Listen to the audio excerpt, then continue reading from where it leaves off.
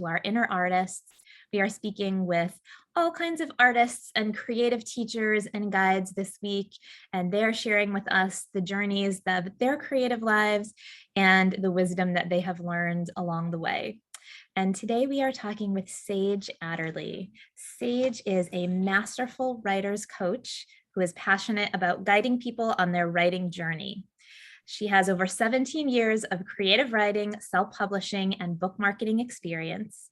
Sage is also a certified Cosmic Smashbooking guide and hosts the annual event, Finding the Writer Within. Well, that sounds just right along the lines of what we're doing here all week, finding that inner artist inside of us all. Sage, welcome, and thank you so much for being here today.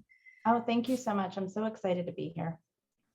So Sage, before we dive into you sharing your journey, just real quick, I just want to recognize, when we use the word artist, sometimes in our culture, we get like a really narrow, like people are like, oh, an artist is, a painter or just a visual artist. And we forget there are so many different ways that people are artists. So I'm just so thrilled that you're here today representing the writers and who are creative in that way.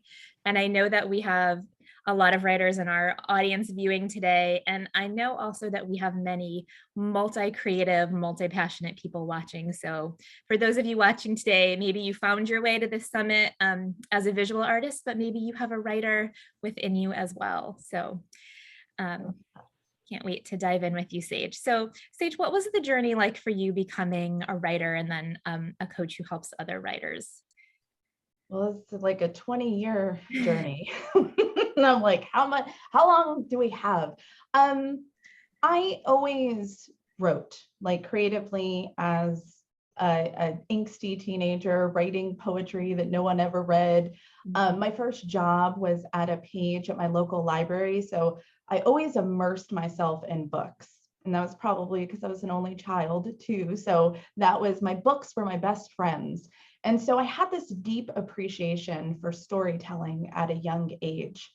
And I found that no matter what I chose in my life, career-wise, I always found myself being rerouted back to writing. Like opportunities would just arise. And so now looking back, I know that it wasn't by chance. It was, for me, it was like the universe going, and here you go again, you get to choose writing if you wish.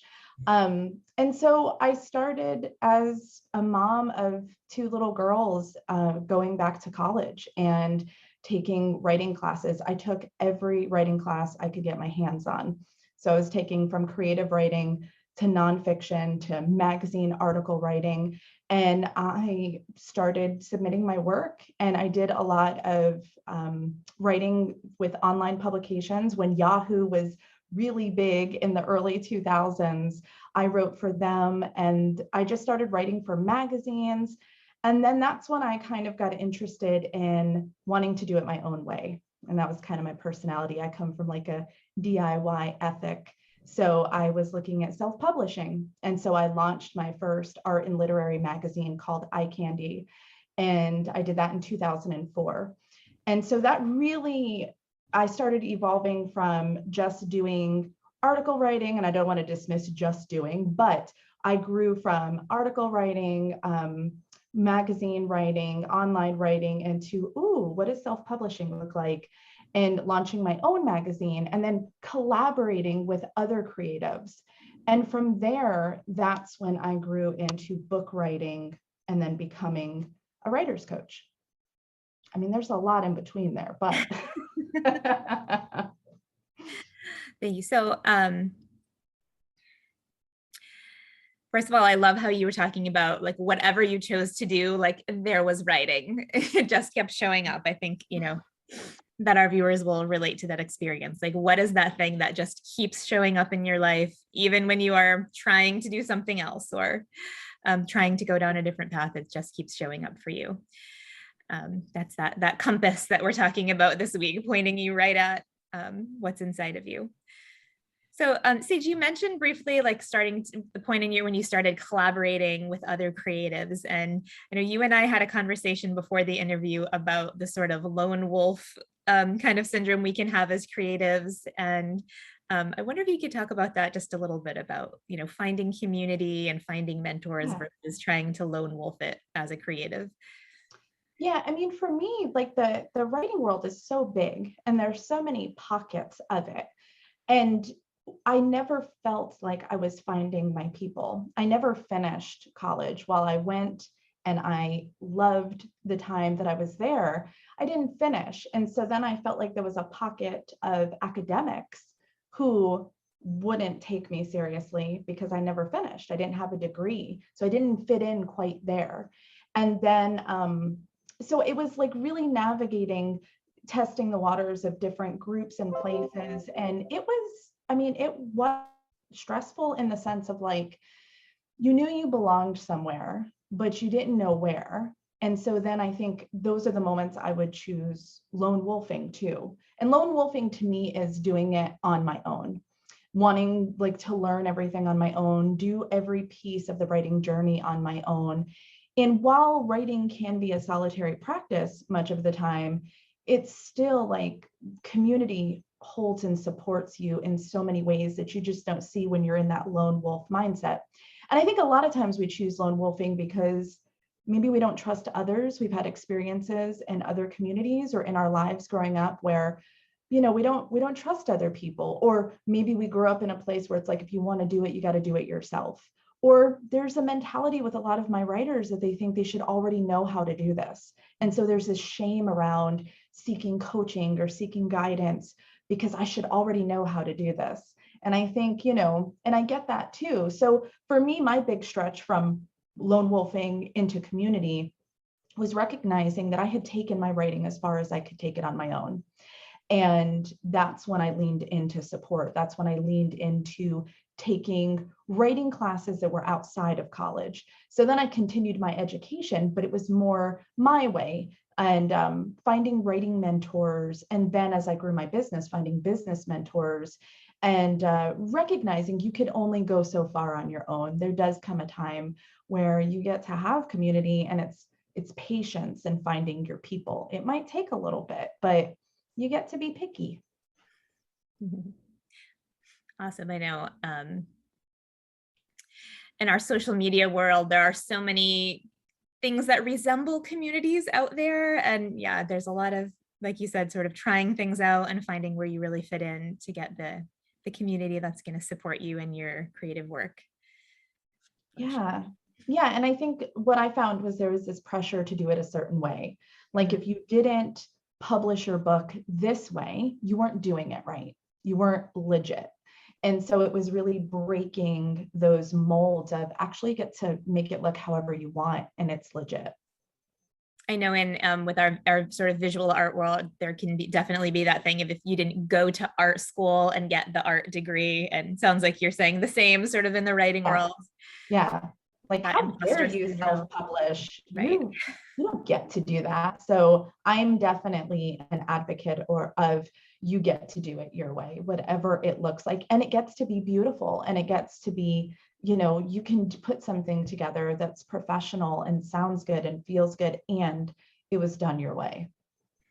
Sage, I'm wondering in both your personal experience and in the work that you do as a coach, what do you feel like is like the main, maybe one or two reasons that people who know they have a writer's heart, have a story inside of them, and they're just not doing it? They're not starting, they're not getting the writing done. What are like the one or two big blocks that hold people up?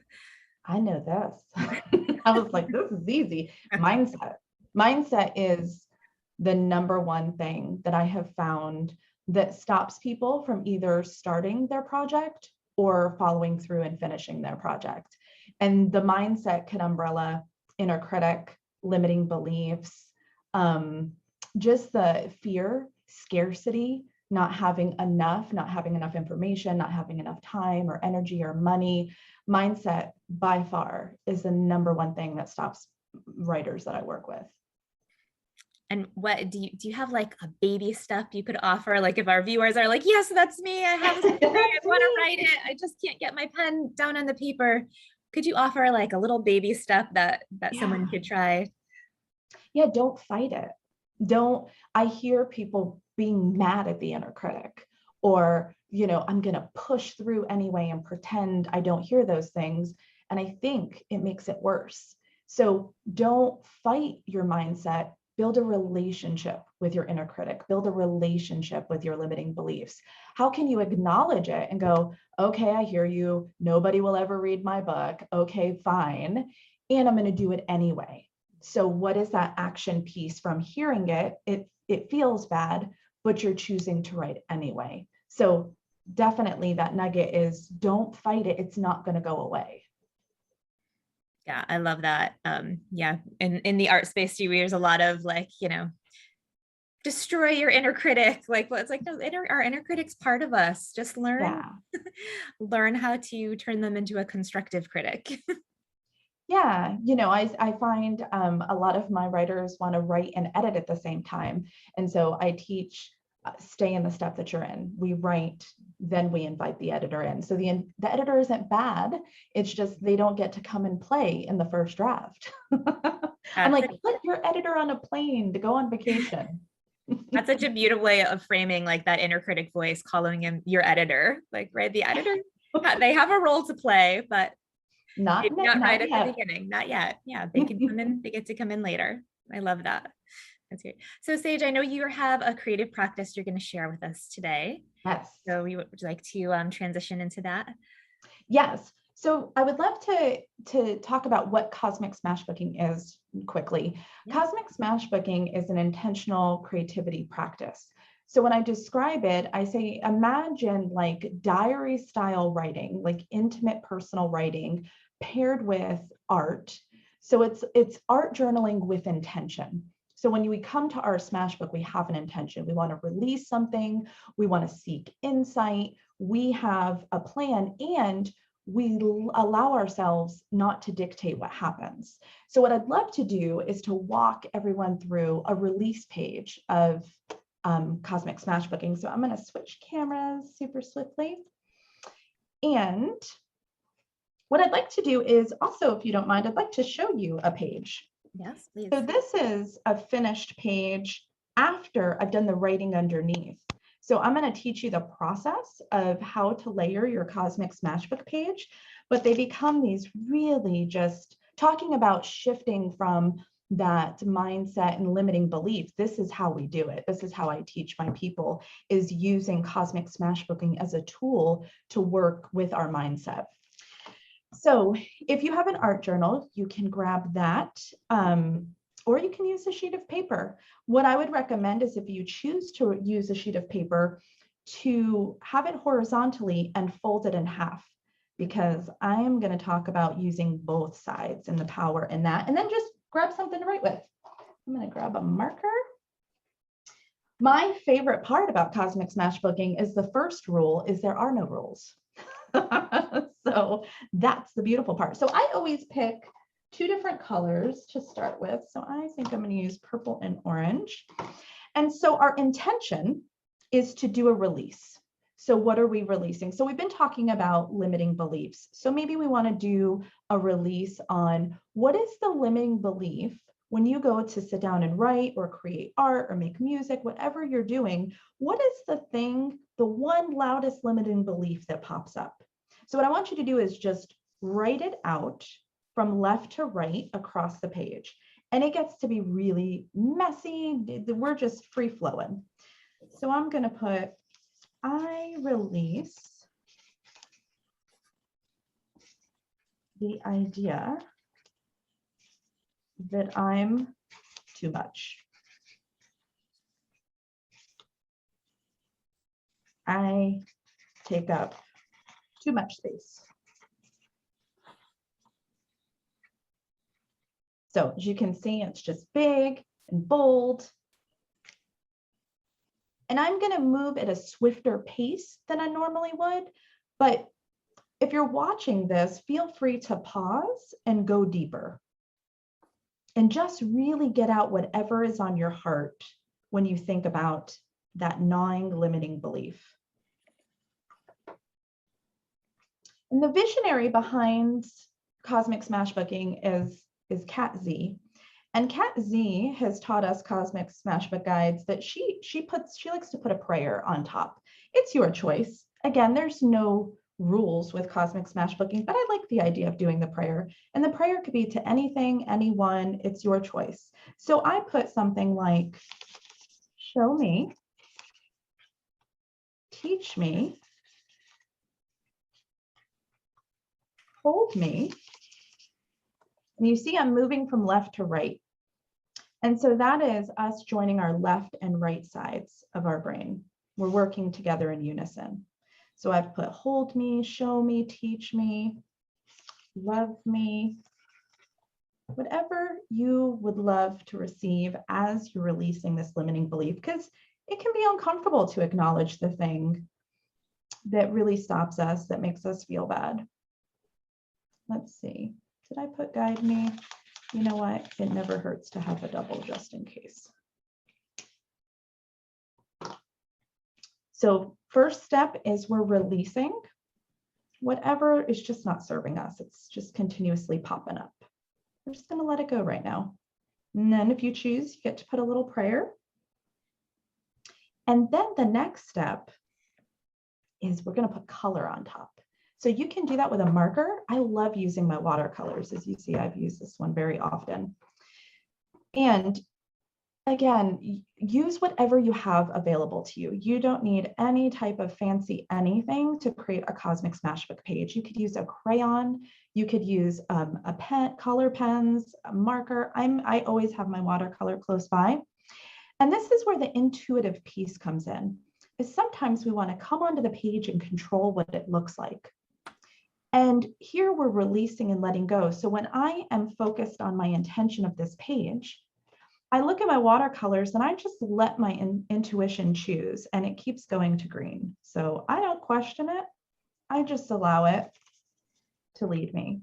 And so what I'm doing is I'm coloring over, and you know, it's not always going to cover everything. That's not the point. The point is the color creates movement. It's creating movement of releasing that limiting belief. We're moving it. We're not letting it sit and get stagnant in us. We're playing like a movie reel in our brain. We're letting it move right along your limiting belief. And you don't have to stick with one color, because remember, there's no rules with Cosmic Smashbooking. You get to use whatever colors you'd like. You can mix them.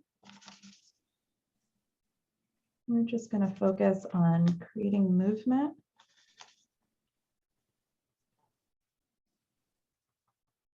Because we're not trying to get rid of it.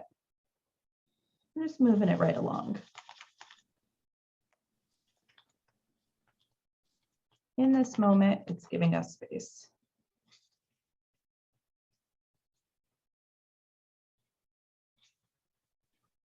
And if you decide to paint over, the reason that I do like watercolor so much is there's another layer to Cosmic Smashbooking. And so I like that the watercolor dries quickly.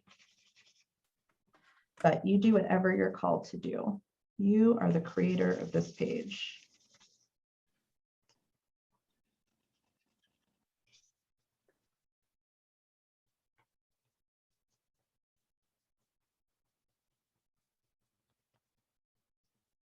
One of my favorite things about Cosmic Smashbooking is how messy it is.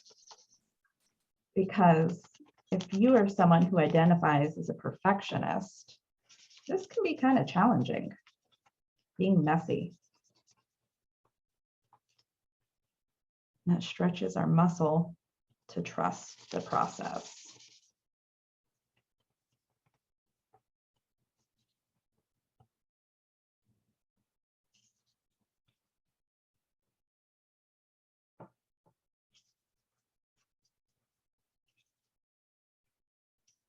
And while you have some probably text peeking through, that's okay. I do suggest you cover both pages fully with color, but it's okay if your words pop through. Sometimes they make new words, and that's always interesting.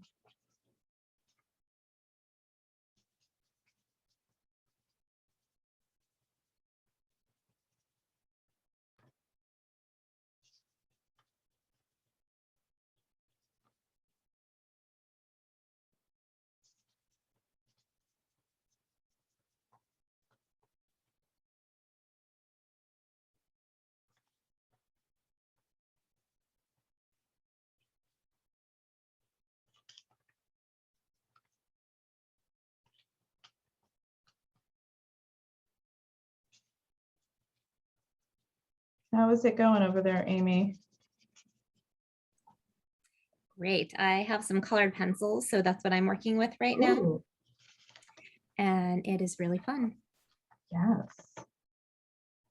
I Have you love, ever done? thank you for the reminders, the no rules reminder. That's a really, Yeah, it's amazing how we try to create rules for ourselves.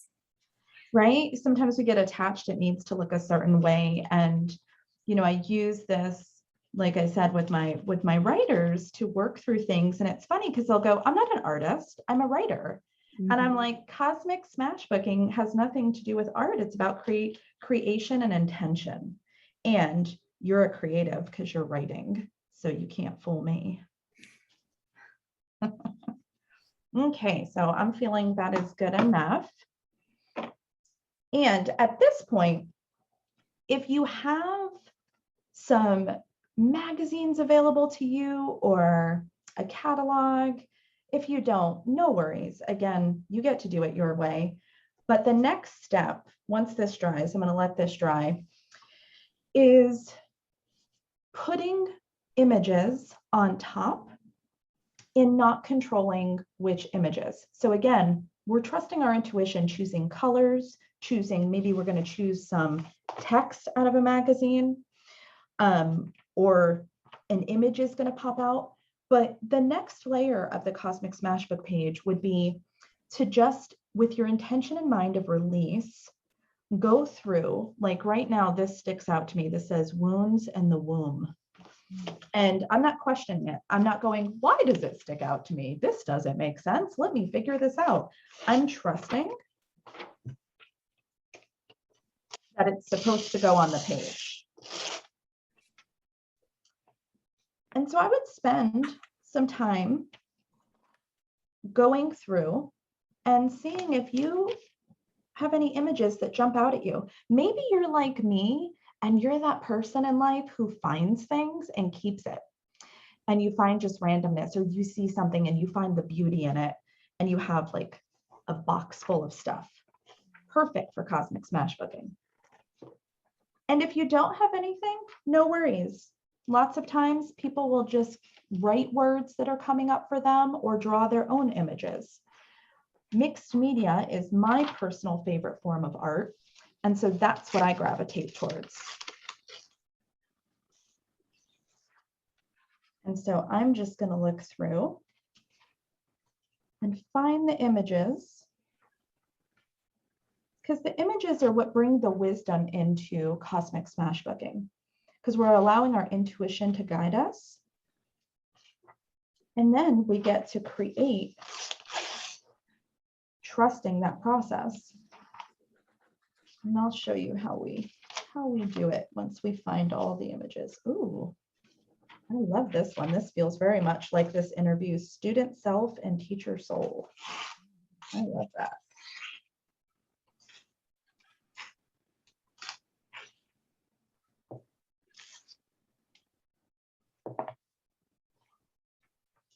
And another thing that Cosmic Smashbooking does that especially serves my writers is it helps you find that enough spot.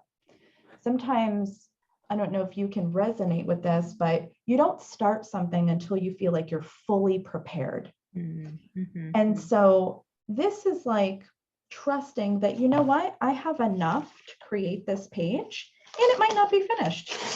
And maybe tomorrow I'll go back to it and I'll work on it again. So I have picked up some images that have popped out to me. They're like red autumn leaves. And again, not questioning it, just going with it. And sometimes there's words that you tear out that you don't even notice until sometimes you keep them and sometimes you don't.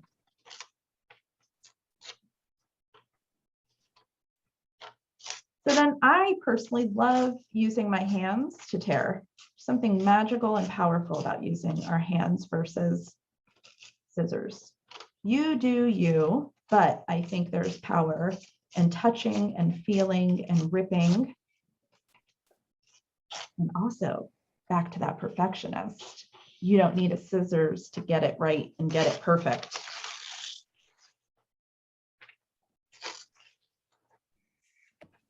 Dave, can I tell you something that just came up for me right now? Oh yeah. So a few years ago, I took a collage class, and the teacher was very adamant that there was a correct way to rip paper. And that just came out, like just watching you rip it, I was like, oh, but there's a correct way. We're supposed to rip paper. And then I was like, no, there's not. I can release that. But isn't that wild how we have that experience and it sticks with us? And we think that's the way. Even if we don't creatively resonate with that, we're like, but that's the way. So I think it's interesting where I tore out student self and teacher soul, it says sage right here. And that's just one of the many reasons I love Cosmic Smashbooking. And this says age. Interesting. So once you have some that feel good, they're like, sometimes I tear things out and I put them on the page like this and it doesn't feel good. And I'll go, okay, never mind. Maybe this goes on a different page. So for right now, it's on the page and I'm like, I'm just not feeling it. So I'm going to set it aside and I just play around with it. And again, if I find my mind wanting to wander or control what it looks like, I go, what is my intention with this page? Oh yeah, I'm releasing that piece about being too much and taking up too much space. Wasn't that interesting that without really focusing on what it looks like, I chose a woman who's got these big, voluptuous legs taking up space.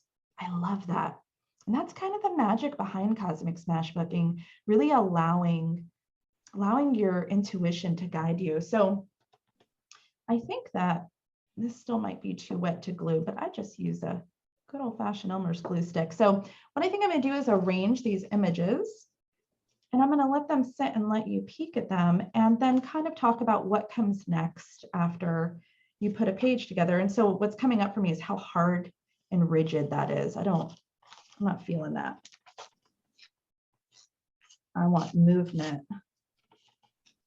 I feel confined when it's just so straight like that.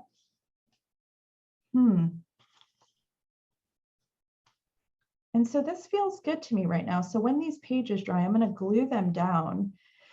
And so the next steps with Cosmic Smashbooking are, sometimes you're going to look at this, especially if you're new to Cosmic Smashbooking, you're not too familiar with it. You might go, none of this makes sense to me. I don't know what this is. And that's okay. That's okay. I encourage you to lean into it and be curious. Like lean in and really look. And I guarantee you, if you put this away, the next day you'll open it up and you'll find something new. It always happens. I do it all the time, and I've been doing this for years. And look at the flow. Or sometimes there's hidden words, like my name is right there. You never know what comes up for you. Sometimes things will make sense right away. You'll laugh to yourself and be like, oh, this is no coincidence. Sometimes it might take a couple days. There have been times that months later, I go back and look at old pages and I'm just like, oh my gosh, it makes sense now. And so really, you allow the imagery to just bring any wisdom. And who is telling you this wisdom? You are. Cosmic Smashbooking is evoking this from you and your intuition. So I'm going to flip back over to me. So what'd you think, Amy? That was so much fun. And I loved, the images you put together were beautiful. Just, going with your intuition and grabbing what felt right and tuning in and listening and just watching that page sort of emerge was really cool. So I was so engrossed in watching you and listening to you that I'm still just starting my first layer in mine, but I'm definitely going to grab some magazines and continue working on my piece because that was super fun. I love it. And just reminding, yourself and everyone watching, like the intention of the page is completely up to you. Like I do pages all the time on disconnection, connection, release, calling in, like you get to create whatever it is. So that's powerful. That seems like such a great practice for all creative people. Yeah, just to tap into that creative energy and trust. I loved the trust piece. Yeah. Especially. Yeah, it's so important. Sage, thank you again for being here and chatting with us today. And to our viewers, thank you so much for watching. Make sure to check your inbox tomorrow for another great interview. And I will see you soon.